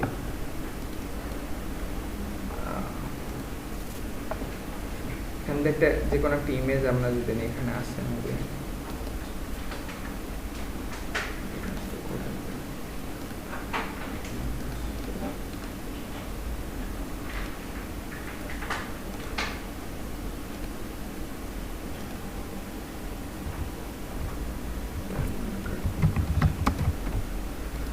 এই ইমেজটা আমি নিয়ে আসলাম কপি করে আমাদের ডিজাইনের ভিতরে রাখলাম এখানে সরাসরি। ওকে, HTML ফাইলের সঙ্গে ইমেজটা আমি রাখছি, ঠিক আছে। আর সবসময় খেয়াল রাখবেন এক্সটেনশনটা কি। দেখেন ইমেজের এক্সটেনশনটা কি, .png। সো অনেক ধরনের ইমেজ আছে, .jpg আছে, দেখছেন মেবি .jpg আছে, আরো অনেক ধরনের ইমেজ ফাইল হতে পারে। হ্যাঁ, শো করবে যদি আপনি করান। আমি বলছিলাম না ওই যে আপনার এক্সটেনশন অন করতে হবে। যারা এখনো জানেন এক্সটেনশনটা কি বা এক্সটেনশন কিভাবে অন করতে হয়, আমার প্রথম ক্লাসের ভিডিওটা দেখবেন। সবাই তো গ্রুপে অ্যাড আছেন না, প্রথম ক্লাসের ভিডিওটা দেখবেন, ওখানে আমি এক্সটেনশনে আলোচনা করছি, আপনাদের মনে আছে তো? সো দেখেন image.png। ওকে, সো আমার এখন যেটা কাজ, যে HTML এর ভিতরে আমি ইমেজটা একটা নিছি না, এই যে সোর্সটা, এই সোর্সটাতে আমার ওই ইমেজ ফাইলটা পাওয়াতে হবে। কিছুই না, জাস্ট ইমেজের নামটা লিখে দেন এক্সটেনশন সহ, image.png ছিল না? হ্যাঁ, সোর্সের ভিতরে image.png যদি দেন তাহলে এটা ইমেজটা পাবে। পাইছেন? দেখছেন? এটা আমাদের ফোল্ডারের ভিতরে HTML ফাইলের সাথে আছে। যদি কখনো কোনো ফাইল সাথেই থাকে তাহলে শুধু ওই ফাইলের নামটা লিখে দিলেই হবে। বাট যদি ফোল্ডারের ভিতরে থাকে তখন আপনাকে ফোল্ডারের নাম লিখতে হবে, ফোল্ডারের নাম লিখে একটা স্ল্যাশ দিতে হবে। দেখেন ইমেজ সাধারণত এইভাবে কখনোই একটা ওয়েবসাইটে রাখতে হয় না। ইমেজ সবসময় একটা ফোল্ডার তৈরি করে নেবেন, ফোল্ডারের নাম দিবেন হয় img দিবেন অথবা ইমেজেস দিবেন। এটা হচ্ছে সব বড় বড় ডেভেলপাররা বা সারা ওয়ার্ল্ডের যারা ওয়েব ডিজাইন করে তারা হচ্ছে এটা জাস্ট ফলো করে, বুঝতে সুবিধা হয়। কারণ সবাই যদি একই নাম ইউজ করি আপনি সবার জন্য বুঝতে সুবিধা। সো ইমেজেস দিবেন অথবা img দিতে পারেন, ঠিক আছে। img মানে ইমেজ, কেউ যারা যেটা খুশি দিতে পারেন। আমি মেইনলি ইমেজেস দেই। ইমেজেসের ভিতরে এই ইমেজটা এভাবে ড্র্যাগ করে ভিতরে রাখলেন। সো এখন ইমেজেসের ভিতরে ইমেজটা আছে, তাই না? HTML ফাইল থেকে ইমেজের ভিতরে image.png টা আছে। তাহলে এখন আপনাকে যেটা করতে হবে, HTML ফাইলকে বলতে হবে যে তোমার সাথে একটা ফোল্ডার আছে নাম ইমেজেস, তার ভিতরে ইমেজ ফাইলটা আছে। ওকে, সো এটা আপনাকে HTML কে বলে দিতে হবে। সো দেখেন ইমেজের নাম তো আমার ঠিকই আছে, তাই না? কিন্তু আমার একটা ফোল্ডার, এখন যদি আমি ইমেজ দেই, দেখেন এখন কি পাবে? পাইছে? পায় নাই। কিন্তু দেখেন পায় নাই ঠিকই, কিন্তু একটা চিহ্ন আসছে। কেন আসছে? কারণ আপনি এখানে img ট্যাগ দিচ্ছেন না, কিন্তু সোর্স ভুল করছেন। সোর্স ভুল করছেন জন্য ব্রাউজার তাও দেখাবে যে এখানে একটা ইমেজ আছে, পায় নাই, ঠিক আছে। সো সোর্স আমি ভুল করছি, কারণ ইমেজটা কি আর HTML ফাইলের সাথে আছে? নাই। সো এটা আছে ইমেজেস ফোল্ডারের ভিতরে। সো ইমেজেস ফোল্ডার তারপর স্ল্যাশ, এটাতে বুঝালেন ইমেজ নামে ফোল্ডারের ভিতরে ইমেজটা আছে। তারপর এখন দেন এখন আবার পাইছে। ওকে, এইভাবে। সো যদি এমন হতো যে ইমেজ ফোল্ডারের ভিতরে আবার আরেকটা ফোল্ডার, তার ভিতরে ইমেজ, তাহলে আপনাকে সেই ফোল্ডারের নাম স্ল্যাশ আবার সেই ফোল্ডারের নাম আবার স্ল্যাশ, কিন্তু ফাইলের নাম লিখলে অবশ্যই এক্সটেনশন সহ লিখতে হবে। এই যে image.png ডট যেটা আছে, jpg থাকতে পারে png ছাড়া, সেটা সহ লিখতে হবে, কিন্তু না লিখলে পাবে না। ওকে, সো এখন কথার কথা, আপনার ইমেজ পায় নাই, ঠিক আছে। ধরেন ইমেজ সোর্স ভুল হয়েছে বা কোনো কারণে ব্রাউজার আপনি ইমেজটা পায় নাই, তখন আপনার আরেকটা অ্যাট্রিবিউট আছে, হচ্ছে অল্ট। ইমেজের ভিতরে img ট্যাগের ভিতরে আরেকটা অ্যাট্রিবিউট আছে, হচ্ছে অল্ট, মানে অল্টার। এই অ্যাট্রিবিউটে আপনি যা লিখবেন, কথার কথা যদি ইমেজ না পায়, একটা চিহ্ন আসে না? ইমেজ না পাইলে ছোট একটা চিহ্ন আসে না? ওই চিহ্ন তো আসবেই, প্লাস এই অল্টারের ভিতরে লেখা থাকবে যে ইমেজটা কি বিষয়ে ইমেজ, ঠিক আছে। ধরুন আমি এখানে লিখলাম যে এখানে কি বিষয়ে ইমেজ ছিল, এটা যে ধরেন যে আমি লিখলাম ডিজিটাল। তো ডিজিটাল যদি দেই কিছু দেখা যায়, আমি যে লিখছি ডিজিটাল কিছু কিন্তু আসে না। দেখেন আমি কিন্তু এখানে অল্ট অ্যাট্রিবিউট ডিজিটালটা লিখছি, অল্ট অ্যাট্রিবিউট ভিতরে, ঠিক আছে। হ্যাঁ, সো ইমেজটা এখন পাচ্ছে তাই এটা দেখাচ্ছে না। যদি আমি সোর্স ভুল করি, ধরেন যে আমি সোর্সটা ভুল করলাম, ধরেন নাম লিখতে ভুল করছি, সোর্সে কোন একটা ভুল করছি, তাহলে দেখছেন ডিজিটাল লেখাটা আসছে এই ইমেজ আইকনের সাথে। সো এটা অবশ্যই দিবেন, অল্ট দিতেই হবে মাস্ট, কারণ এমন হতে পারে যে আপনার ইমেজটা আসে নাই কোনো কারণে, হয়তো যে ইউজ করতেছেন তার নেট মানে তার নেটওয়ার্ক হয়তো ভালো না, বা সে হয়তো স্ক্রিন রিডার ইউজ করতেছে। স্ক্রিন রিডার জিনিসটা হচ্ছে আপনার সেখানে ইমেজ আসে না, শুধু লেখা পড়ে। স্ক্রিন রিডার বলে একটা ডিভাইস আছে, সো সেটার জন্য আপনাকে ইমেজটা বুঝাই দিতে হবে যে এখানে একটা ইমেজ আছে এবং ইমেজটা কি বিষয়ে সেটা আপনি এই অল্টের ভিতরে লিখবেন, মানে ইমেজের সঙ্গে রিলেটেড কোনো একটা লেখা লিখবেন। যদি ইমেজটা যদি ফ্লাওয়ার হয়, দেন যদি ফ্লাওয়ার যদি অনেকগুলো থাকে, অনেকগুলো ইমেজ মানে একটা লাল নীল আছে, তাহলে ফ্লাওয়ারের নাম দিয়ে ফ্লাওয়ার লিখে দেবেন, ঠিক আছে। এরকম হ্যাঁ, তাহলে একাধিক ইমেজ দিবেন, একাধিক আইএনজি ট্যাগ দিবেন, ঠিক আছে। আরো ইমেজ দরকার পড়লে আরো বেশি ইমেজ ট্যাগ দিবেন। তারপরে তাহলে আপনার হয় ভুল হচ্ছে কোনো একটা, হ্যাঁ না এইভাবে পারবেন না, আপনি ইমেজের নাম লিখতে হবে। হ্যাঁ, সো প্রত্যেকটার জন্য প্রত্যেকটা আইএনজি ট্যাগ লাগবে, ঠিক আছে। তবে ডেভেলপমেন্টে হচ্ছে আপনার সিস্টেমটা ভিন্ন। Development automatic ING tag generate হবে অটোমেটিক।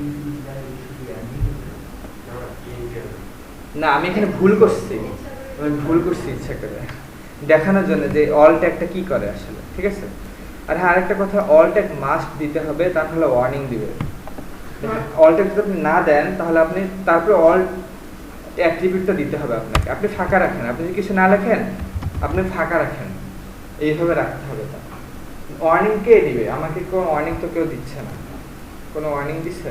আমি তো ফাঁকা রাখছি, বাট ইমেজটা পাই নাই। ওয়েট, সোর্সে ভুল।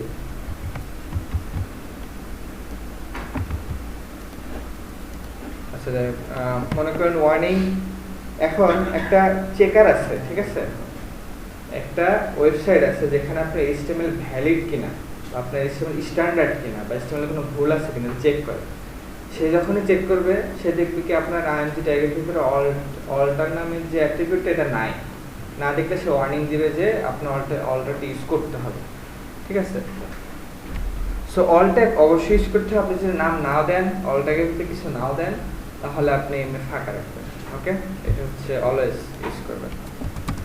তো আমরা যখন নোট চেঞ্জ করবো, আমরা যখন এডিটর চেঞ্জ করবো, এখন তো নোটপ্যাডে করতেছি, তখন আমাদের অল ট্যাগ কষ্ট করে লিখতে হবে না, জাস্ট অটোমেটিক চলে আসবে। এটা কিছুদিন পরে আপনাদের কোনো একটা ভুল হয়েছে তাহলে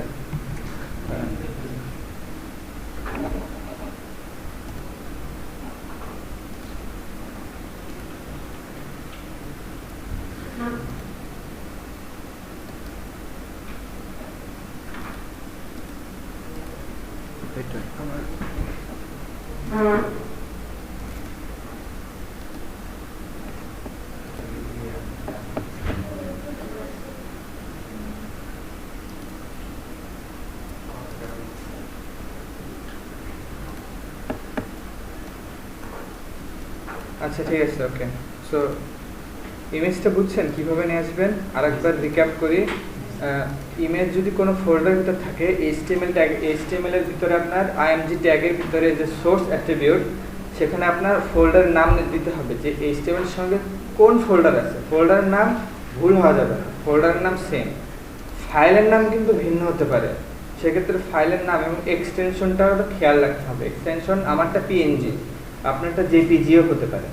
যদি আপনি ফাইলের নাম ভুল করতে না চান, আপনি যেটা করতে পারেন, এইভাবে অপশনে গিয়ে রিনেমে যাবেন, তখন নাম চেঞ্জ করার অপশন দিবে, এখান থেকে আপনি এইভাবে নিয়ে ফুল নামটা কপি করে নিতে পারেন, তাহলে আর ফাইল নামে কোনো ভুল হবে না, ঠিক আছে।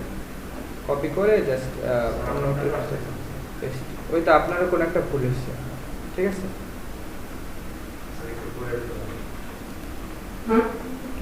আপনি একটু দেখেন তো কি ভুল করছে, দেখেন বুঝতে পারেন কিনা।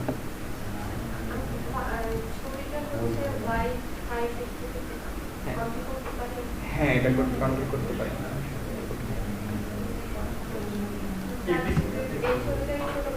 হ্যাঁ, করতে পারেন।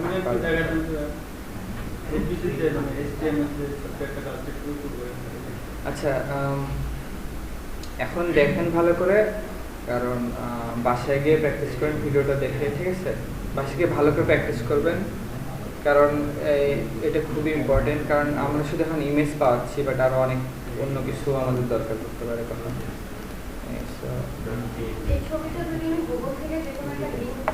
হ্যাঁ, লিঙ্ক যদি দিয়ে দিবেন তাও পাবে, এবং সেটা সাইজ আপনি কন্ট্রোল করতে পারবেন। সাইজটা কন্ট্রোল করার জন্য আমরা মেইনলি সিএসএস দিয়ে করি, কিন্তু এখানে অপশন আছে আপনার কন্ট্রোল করার জন্য। এটা হচ্ছে অ্যাট্রিবিউট আছে, নাম হাইট, নাম হচ্ছে উইড এবং হাইট। উইড মানে প্রশস্ত কতটুকু, উইডের ভিতরে আপনি যা লিখবেন তাই হবে প্রশস্ত। যদি আমি লিখে দিই 100 জিনিসটা কি, এটা আমি আজকে আলোচনা করবো না, এটা সিএসএস এ গেলে এটা হচ্ছে 100 পিক্সেল। তো আরেকটা আছে হাইট, হাইটও আমি যদি 100 দেই, তার মানে 100 পিক্সেল। তার মানে এই ইমেজটার উইড এবং হাইট এটা কিন্তু অ্যাট্রিবিউট ইমেজের ভিতরেই। একটা হচ্ছে উইড অ্যাট্রিবিউট, একটা হচ্ছে হাইট অ্যাট্রিবিউট। এটা আপনি যা দিবেন তাই সাইজ হবে। এখন দেখেন আমার ইমেজটা এত বড় না, আমি 100/100 দিছি, অনেক ছোট হয়ে যাবে। দেখেন তো ছোট হয়ে গেছে না? এটা আসলে 100/100 প্রশস্ত, উইড 100 হাইট, ঠিক আছে, উচ্চতা। আপনার হয়েছে ইমেজ? ভুল আছে আপনার কোনো একটা? আচ্ছা, এটা হচ্ছে ইমেজ। এখন আপনার আরেকটা সিচুয়েশন আসতে পারে, সেটা হচ্ছে আমরা তো এখন HTML এর সঙ্গে ফোল্ডার আছে, ফোল্ডারের নাম লিখে স্ল্যাশ দিচ্ছি, হয়ে যাচ্ছে, তাই না? এমন হতে পারে ফোল্ডারটা মানে সাথে না থেকে আগে থাকতে পারে, মানে এরকম হতে পারে। দেখেন আমি জাস্ট বোঝানোর জন্য করতেছি। ধরেন যে একটা ফোল্ডার বানালাম, নাম ধরুন HTML, তার ভিতরে আমি HTML ফাইলটা রাখলাম, ঠিক আছে? এটা বোঝানোর জন্য করতেছি, বাট এরকম সিচুয়েশন আসবে আপনাদের। দেখেন তো এখন HTML ফাইলের ভিতরে ইন্ডেক্স আছে। এখন কি আর ইন্ডেক্সের সাথে ইমেজ ফোল্ডারটা আছে? কিন্তু HTML আপনি ইমেজকে আমি কি লিখছিলাম, যে ইমেজেস নামে ফোল্ডার, তার ভিতরে ইমেজের PNG। সো এখন তো HTML কাকে খুঁজবে? ইমেজেস নামে একটা ফোল্ডার খুঁজবে না তার সাথে? কিন্তু নাই, তাই না? এখন আমাদের ইমেজটা যদি পাওয়া যাচ্ছে, তাহলে আমাকে ব্যাক করতে হবে না? দেখেন তো, ব্যাক করতে হবে না? তারপরে আবার ইমেজ ফোল্ডারে ঢুকতে হবে, তাই না? এইভাবে চিন্তা করেন। সো আপনার এখন HTML ফাইলকে বলতে হবে যে তুমি একবার ব্যাক করো, ঠিক আছে? একটা তোমার নিজের যে ফোল্ডারের ভিতরে তুমি আসো HTML, এই ফোল্ডার থেকে বের হও, দেন ইমেজ ফোল্ডারের ভিতরে যাও, দেন ফাইলটা পাবা, ঠিক আছে? যখনই আপনি ব্যাক করবেন, তখনই আপনাকে সেটা বলে দিতে হবে, যে সেটা বলে দেওয়ার জন্য একটা ওয়ে হচ্ছে .. মানে হচ্ছে যে তুমি একটা ফোল্ডার ব্যাকে আসো, ঠিক আছে? না, শুধু যদি HTML ফাইলের সাথে ফোল্ডার থাকে, তাহলে তো শুধু ফোল্ডারের নাম দিয়ে ফাইলের নাম দিয়ে হয়ে গেল। কিন্তু যদি সাথে না থাকে, যদি ব্যাকে থাকে, এই যে এখানে যেটা হয়েছে HTML এর সাথে নাই, বাট একটা ফোল্ডার ব্যাকে আছে, তার ভিতরে কি হবে, এটা কি হলো, তার ভিতরে ইমেজ আছে। যখন আপনি একটা ফোল্ডার ব্যাক করবেন, তখন আপনার এইভাবে দিতে হবে ..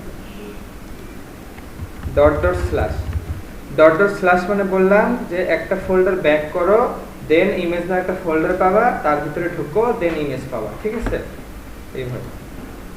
এখন যদি দেই, আচ্ছা এখন পাচ্ছে না, আমার কোনো ভুল হয়েছে। আচ্ছা, এখানে বারবার এই স্টারটা কই থেকে আসছে?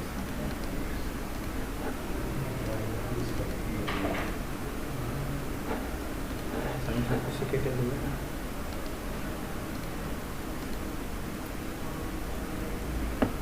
ও আচ্ছা, ডট ডট স্ল্যাশ। ওকে,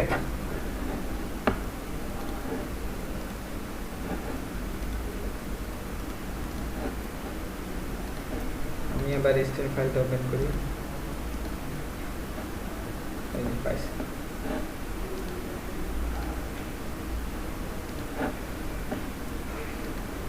বুঝছেন? সো আরেকবার বলি লাস্ট বারের মতো, যদি যদি যেই ফাইলে আপনি ইমেজটা পাওয়াতে চাইতেছেন ওই ইমেজটা যদি ওই ফাইলের থেকে ব্যাকে থাকে, সামনে না, সামনে থাকলে তো শুধু ফোল্ডারের নাম, অথবা যদি শুধু ফাইল থাকে শুধু ফাইলের নাম, ফোল্ডার নাই শুধু ফাইলের নাম।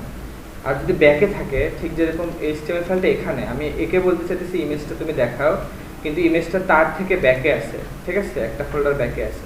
যদি আমার হয়তো আরেকটা ফোল্ডার ব্যাকে থাকতো, আরেকটা ফোল্ডার, 3-4টা ফোল্ডার ব্যাকে থাকতো, তাহলে আমাকে বারবার dot dot slash dot dot slash dot dot slash, যে কয়টা ব্যাক সে কয়টা ডট ডট স্ল্যাশ, ঠিক আছে। দেন ডট স্ল্যাশ আসলো, সে তারপরে তাকে বললাম ডট ডট স্ল্যাশ একটা ব্যাক করার পর দেখবে ইমেজ নামে একটা ফোল্ডার আছে। সো আমি সেটা লিখে দিছি, ইমেজ নামে একটা ফোল্ডার আছে, ডট ডট স্ল্যাশ একটা ব্যাক করার পরে তার ভিতরে ইমেজ ডট পিএনজি আছে, ঠিক আছে। এই হলো 3টা ওয়ে ফাইল দেখায় দেওয়ার।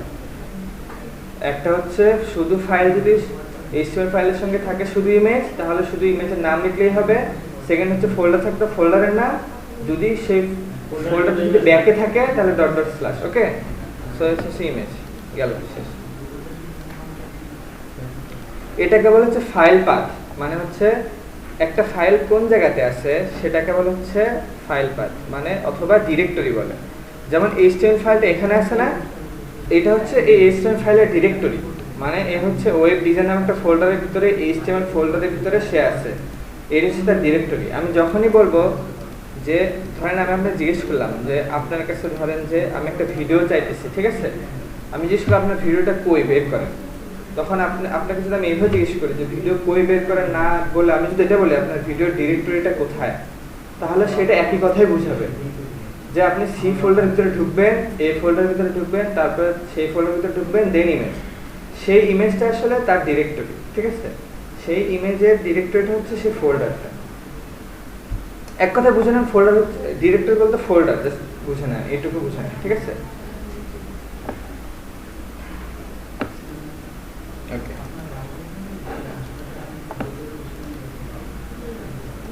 আচ্ছা, তো গেল ইমেজ, এখন আসে লিঙ্কে। আচ্ছা, আমরা একটু পরে দেখতেছি।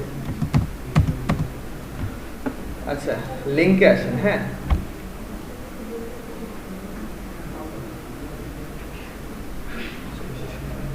লিঙ্ক। সো লিঙ্ক তো আমরা সবাই চিনি, একটা জায়গায় ক্লিক করলে আমরা আরেকটা জায়গায় চলে যাই, তাই না? এটা তো আমরা সবাই দেখছি। দেখেন এগুলা কিন্তু লিঙ্ক। দেখেন আমি এখানে যদি মাউস নিয়ে আসি হাত হয়ে যায়, দেখেন তো হয়। এখানে ক্লিক করলে আরেক জায়গায় যাব না, দেখেন মেনু আসছে, এখানে আরো লিঙ্ক। এখানে যদি ক্লিক করে দেখেন অন্য একটা জায়গায় চলে গেছি, তাই না? এই যে একটা লেখার উপরে ক্লিক করলে একটা জায়গায় চলে যাচ্ছি, এটা হচ্ছে লিঙ্ক। তো লিঙ্ক আমরা দেখি, লিঙ্কের জন্য যে ট্যাগ, এটার নাম হচ্ছে এ, মানে এনকোড এ, এটা শুরু আছে শেষ আছে। এটার ভিতরে আপনি যা লিখবেন সেটাকে ক্লিক করা যাবে। এ ট্যাগ,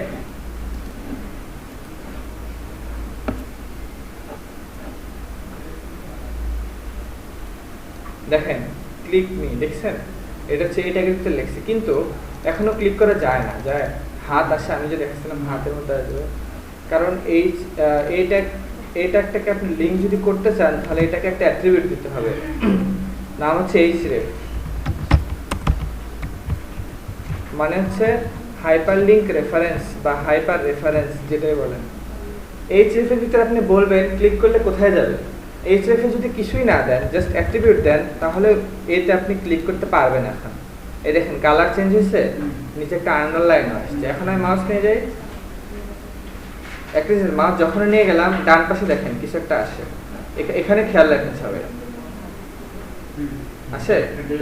এটা হচ্ছে ফাইল পাথ বা ডিরেক্টরিটা আসতেছে, HTML ফাইলের ডিরেক্টরি আসছে, দেখেন তো directory file C/ desktop web design, তার ভিতরে HTML ফোল্ডারের ভিতরে HTML ফাইল, তাই না, ডিরেক্টরি।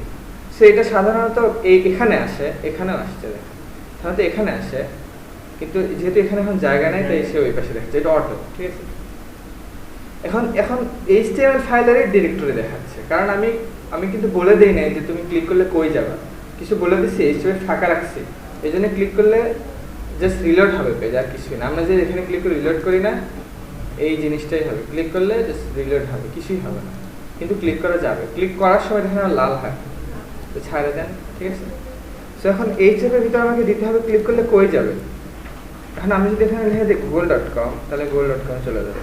একটা জিনিস দেখেন আগে, google.com যদি আমি যাই, দেখেন এখানে শুধু google.com লেখা আছে, বাট এখানে কি শুধু google.com, সামনে www এগুলো আছে না, এগুলো দেখা যায় না। এখানে আপনি একবার ক্লিক করেন,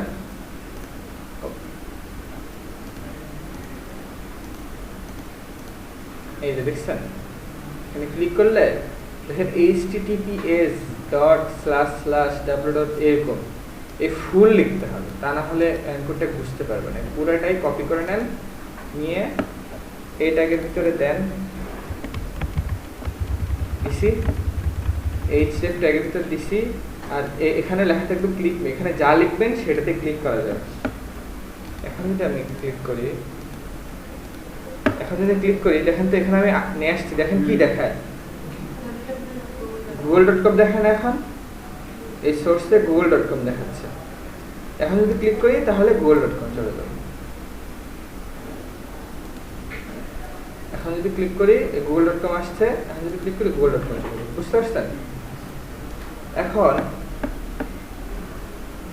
আমরা লিংকও চাইলে ক্লিক করি, যে google.com আমরা লিংক করছি না, মনে রাখবেন ওয়েবসাইটের লিংক যদি আপনি রাখতে চান, সেক্ষেত্রে ওই http://www. পুরাটাই লিখতে হবে, ঠিক আছে, তা না হলে কাজ করবে না। এখন আমরা যে শুধু ওয়েবসাইট লিংক করতে পারি তাই না, আমাদের HTML ফাইলও লিংক করাতে হবে। আমাদের ওয়েবসাইটে মেনু থাকবে না, মেনু থাকলে তো আমাদের এক একটা মেনুতে ক্লিক করতে হবে, কন্ট্যাক্ট ক্লিক করতে হবে, অ্যাবাউট ক্লিক করতে হবে। তো সেক্ষেত্রে আমরা একটা নতুন HTML ফাইল তৈরি করি। আচ্ছা, HTML টা আমরা জীবনে একটা কিছু সার্চ হ্যাঁ, আমরা একটা google.com ওটাকে http তে লিংকটা দিতে লিংক, শো করবে, হ্যাঁ ওটা শো করে না, ওইটা আপনি এইভাবে লেখার পরে আমি যেটা করি, এটা ডিরেক্ট ক্লিক করলে হয় না। আমি যেটা করি, আগে এখানে একটা ক্লিক করি এই তালা বাটনে, দেন যদি এখানে ক্লিক করি তখন আসে।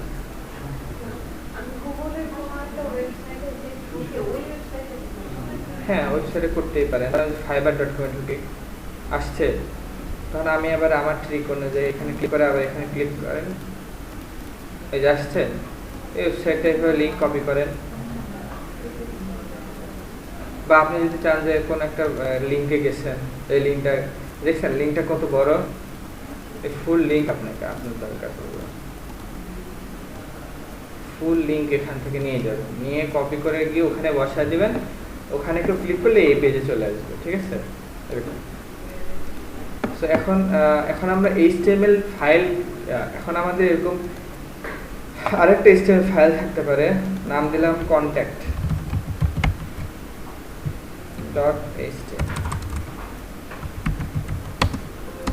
ঠিক আছে। এখন আমরা ইন্ডেক্স থেকে যখনই কোথাও ওই লিংকে ক্লিক করব, তখন সে contact.html এ চলে যাবে, এরকম করা যায়। আমি যদি এখন কন্ট্যাক্টটা যদি এখন আমি এডিট করি, আমি HTML কিছু লিখলাম না, ঠিক আছে, আমি জাস্ট এখানে একটা p ট্যাগ লিখতেছি, কোনো গঠন লিখলাম না, এমনি জাস্ট বোঝানোর জন্য, সময় কম। ধরেন যে আমি লিখলাম যে কন্ট্যাক্ট পেজ, এটা শুধু লিখে রাখলাম।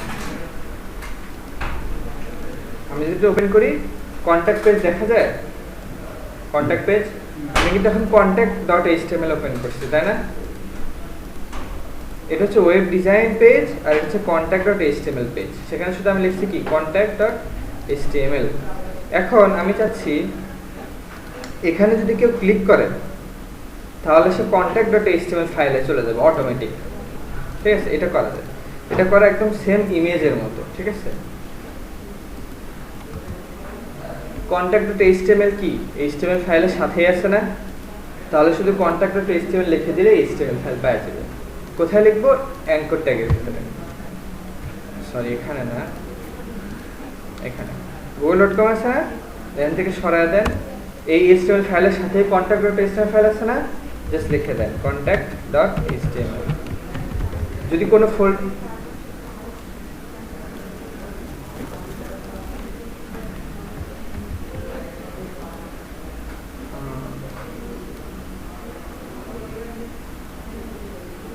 contact.html এরকম কেন হলো?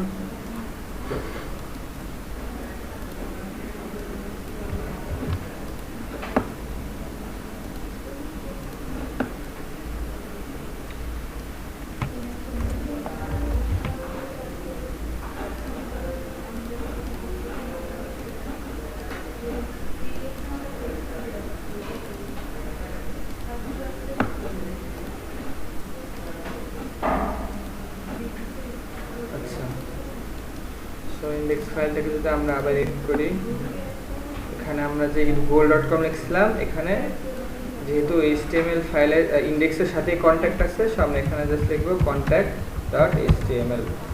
ওকে, এখন যদি কেউ নতুন করে সংযোগ করতে হয়,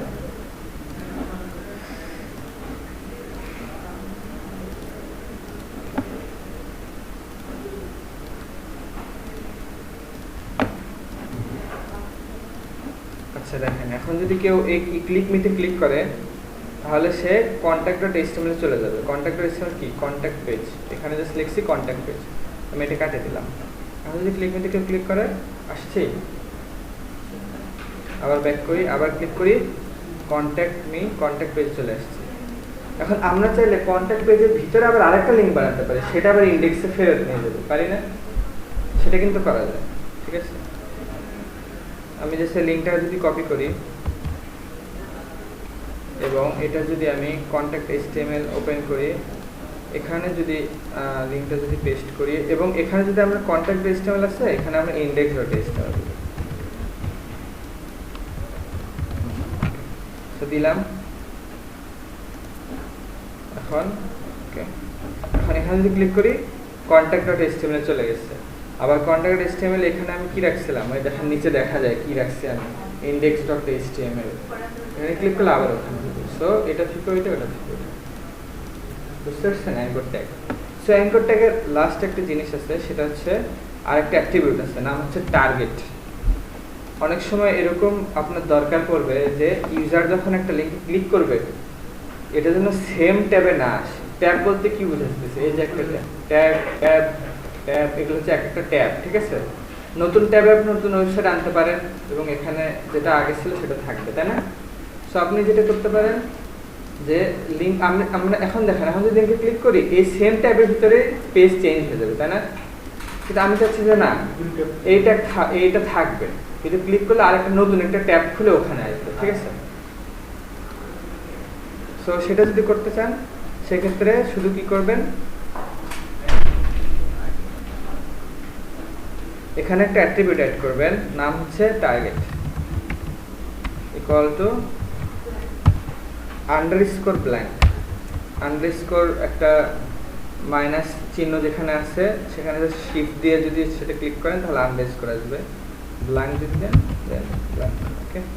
এটা যদি দেন তাহলে যেটা হবে, রিফ্রেশ দেন, এখানে ক্লিক করলে নতুন অ্যাবাউট কন্ট্যাক্ট পেজটা অন্য ট্যাবে আসবে, দেখছেন? ক্লিক করলাম, এখানে এটা থাকবে, সো এটাও আছে, এটাও আছে, এইগুলো শেষ।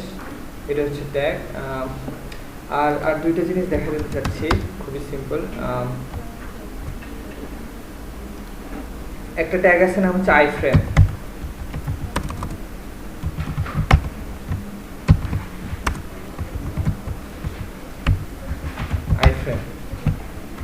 আপনি যদি চান যে আপনার ওয়েবসাইটের কোনো একটা অংশে আরেকটা ওয়েবসাইট দেখাবেন, ঠিক আছে, আপনি চাইলে সেটা করতে পারেন আইফ্রেম ট্যাগের ভিতরে। সো আইফ্রেম ট্যাগের ভিতরে আপনি একটা অ্যাট্রিবিউট নাম দেন src, এটা হচ্ছে src নেয়, src। এখানে যদি আপনি কোনো একটা ওয়েবসাইটের নাম দেন, মনে করেন যে আমি একটা ওয়েবসাইট দিই,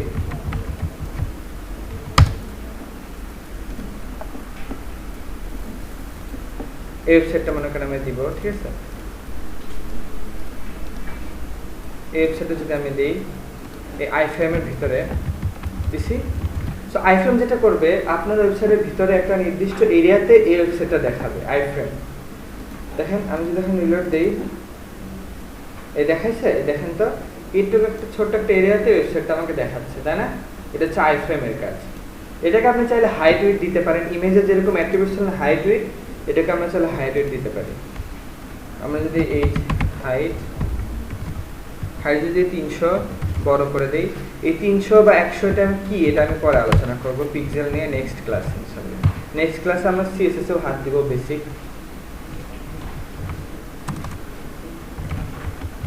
এইচটিএমএল অলমোস্ট শেষ। তো 300 বাই 300 দিছি,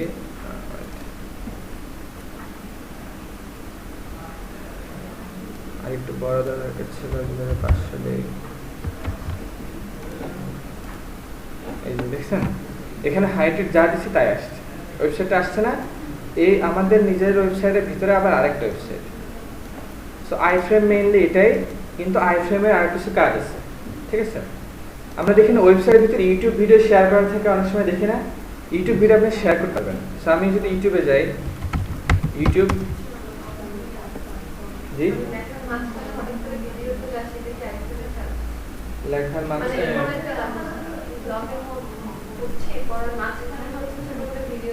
ইউটিউব ভিডিও, হ্যাঁ এটা আইফ্রেমের কাজ। না অন্য ভিডিও না, নিজেদের ভিডিও দেওয়ার সিস্টেম আলাদা, সেটা নেক্সট ক্লাসে দেখাবো।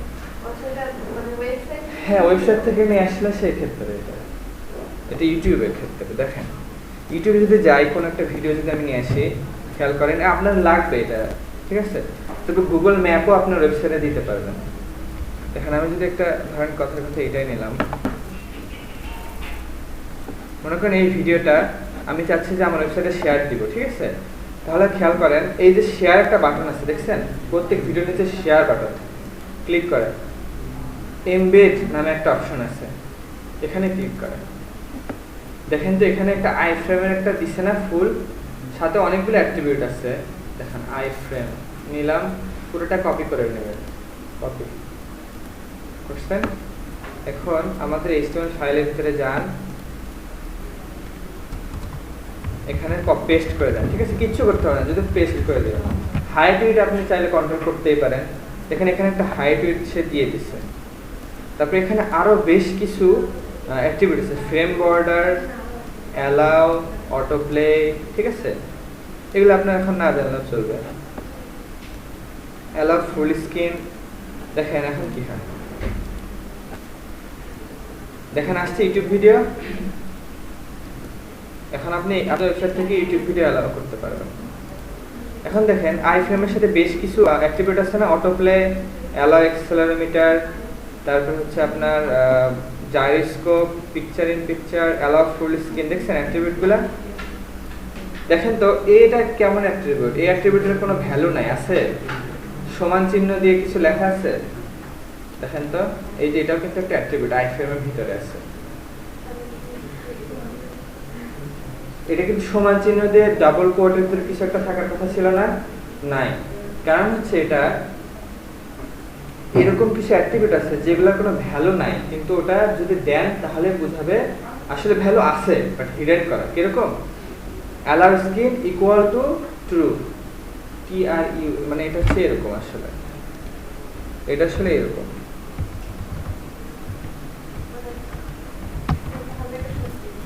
হ্যাঁ ট্রু, সো এটা লিখলেই বোঝাবে যে ট্রু। এটা যদি না দেন তাহলে ফলস, এমনিতে পাবে না। সো এটা আসলে আছে এরকম, বাট হিডেন, এটা আমরা আমাদের দরকার পড়বে না, ঠিক আছে? ব্রাউজার বুঝে নেবে। দেখেন আমি যদি অ্যালাউ ফুল স্ক্রিন কাটে দিই, খেয়াল করেন অ্যালাউ ফুল স্ক্রিন যদি কাটে দিই, তাহলে দেখেন কি হবে। এই যে এই বাটনটা ক্লিক করলে কিন্তু ফুল স্ক্রিন হয়, এটা তো সবাই জানেন। এই চলে যাবে, এই দেখেন ক্লিক করা যায় না, এখন ফুল স্ক্রিন ইজ আনঅ্যাভেলেবল লেখা আছে, ঠিক আছে? সো ওইটা হচ্ছে ওই অ্যাট্রিবিউটের কাজ। ওকে,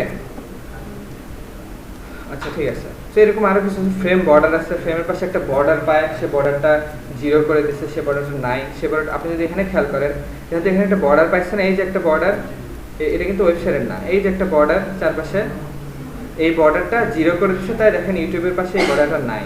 এটা হচ্ছে আপনার frame border attribute, frame border 0 করে দিচ্ছে, ঠিক আছে। এরকম আর অ্যালাউ অ্যাক্সেলেরোমিটার, এগুলো হচ্ছে ফোনের ক্ষেত্রে, ফোনে অ্যাক্সেলেরোমিটার সেন্সর আছে, দেন যাই হোক বেশ কিছু আছে, এগুলো আপনাদের না বুঝলেও চলবে, ওকে। এগুলো খুব একটা দরকার নেই, আপনারা পরে নিজেরাই বুঝতে পারবেন।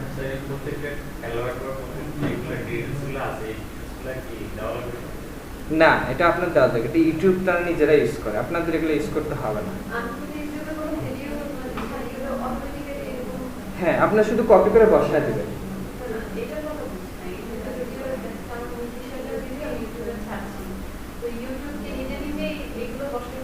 হ্যাঁ, ওই ইউটিউব নিজে নিজে এগুলো জেনারেট করে নেয়, প্রত্যেক ভিডিওর জন্য একটা লিঙ্ক তৈরি হয় অটোমেটিক, ঠিক আছে। ইউটিউবে ভিডিও আপলোড দিলে সেই লিঙ্ক অটো ক্রিয়েট হয়ে যায়, তখন আপনি সেই যেই ভিডিও চান সেই ভিডিওতে একটা শেয়ার বাটন পাবেন, সেই শেয়ার বাটন থেকে আপনি এটা নিয়ে এসে বসায় দেবেন, ওকে। এটা হলো ইউটিউব ভিডিও, ঠিক আছে। এটার হাইট উইড আমরা চাইলেই কন্ট্রোল করতে পারবো, দেখেন এখানে হাইট উইড আছে, হাইট উইড হাইট আছে, আমরা সিএসসি করতে পারবো। আর উইড হাইট যেহেতু আমরা এখনো বিস্তারিত জানি না যে নাম্বারটা কি আসলে, উইড হাইট 300 বা 500 যেটা লিখে কি, এটা আমরা নেক্সট ক্লাস আলোচনা করবো। লাস্ট সেটা হচ্ছে ম্যাপ। দেখেন তো এই ওয়েবসাইটে খেয়াল করেন, নিচের দিকে ম্যাপ আছে, দেখছেন ম্যাপ। এই ম্যাপটা কাস্টম করে, এই ম্যাপের ডিজাইন কিছুটা কাস্টমাইজ করা আছে, গুগল ম্যাপের মতো লাগতেছে না কিন্তু পুরোপুরি। গুগল ম্যাপ যারা দেখছেন এখানে কিছু কাস্টমাইজ করা আছে, কাস্টমাইজ করা যায়, বাট আমরা যখন একটা গুগল ম্যাপ আমরা চাইলে আপনাদের ওয়েবসাইট ইউজ করতে পারি। সো সেটা দেখেন খুবই সিম্পল, গুগল ম্যাপ যদি সার্চ দেন, গুগল ম্যাপে যান, খেয়াল করেন গুগল ম্যাপ। এখন এখানে যদি মিরপুর 11 যদি দেই, মিরপুর 11 চলে আসবে, তাই না? এটা তো সবাই জানে, ওকে, চলে আসছে। তো মিরপুর এখানে অনেকগুলো এরিয়া আসছে,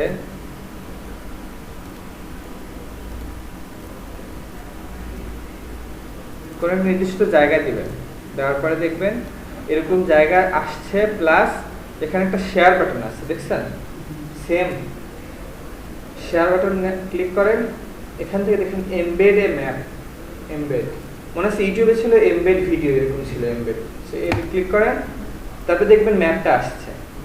সো যে এরিয়ার ম্যাপ দরকার সেটা সার্চ দেওয়ার পরে শেয়ার বাটন পাবেন, এমবেড ম্যাপে যাবেন, দেখেন এখানে সাইজ আপনি চাইলে নিতে পারবেন, সাইজ লার্জ নিতে পারেন, একটু বড় করে আসবে, তারপরে কাস্টম নিতে পারেন, সেখানে আপনি নিজস্ব সাইজ দিতে পারবেন চাইলে, ঠিক আছে।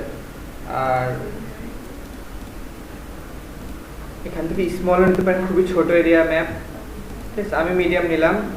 এই যে দেখেন একটা আবার আইফ্রেম, দেখছেন আবার আইফ্রেম অনেক বড়। সো আপনাকে এভাবে কপি করতে হবে না, এখানে একটা কপি নামে ক্লিক করবেন, অটো কপি হয়ে যায়, দেখেন লেখা আসছে clip copy to clipboard, okay. So এটা এখন আমরা আমাদের ওয়েবসাইটে জাস্ট আইফ্রেম বসায় যদি দিই, এখানে আরো অনেক হিজিবিজি আছে, এগুলো কোনো কিছু কাস্টমাইজ করবেন না। বলেন ট্যাগের ভিতরে যে কোনো টেক্সট ইউজ করব না, টেক্সট ইউজ করতে চান না, মানে আইটেম ট্যাগের ভিতরে আমরা নরমালি ট্যাগের ভিতরে দুটো ট্যাগের ভিতরে ওপেনিং এন্ড ক্লোজিং ট্যাগের ভিতরে যে টেক্সট ইউজ করি, আইটেমের মধ্যে ইউজ করতেছি না, বাট ডাবল ট্যাগ তো আছে। হ্যাঁ, ডাবল ট্যাগ আছে আইফোনের ভিতরে, এটা কখনো ইউজ করতে হয় না আপনাকে, এটা জাস্ট এমনি, এটা কিছুই দরকারই নেই এটা।